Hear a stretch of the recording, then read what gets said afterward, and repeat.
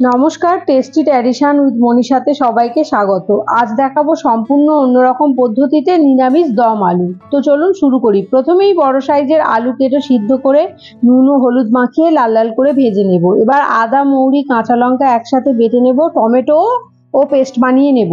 এখন কড়াইতে cooking oil দিয়ে তেজপাতা, শুকনো লঙ্কা, গোটা গরম মশলা ফোড়ন দেব।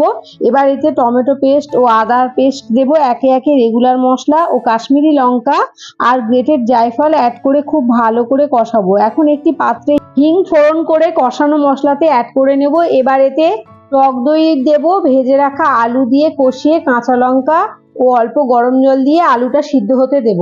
এখন আলু সিদ্ধ হয়ে মাখা মাখা হয়ে আসলে ঘি, জাগরি, গরম মশলা গুঁড়ো ও কাসুরি মেথি অ্যাড করলেই রেডি নিরামিষ দম আলু। ভালো লাগলে ভিডিওটি লাইক করবেন। এরকম আরো ভিডিও পেতে চ্যানেলটি সাবস্ক্রাইব করবেন। ফেসবুক, ইনস্টাগ্রাম থেকে যারা দেখছেন পেজটি ফলো করবেন।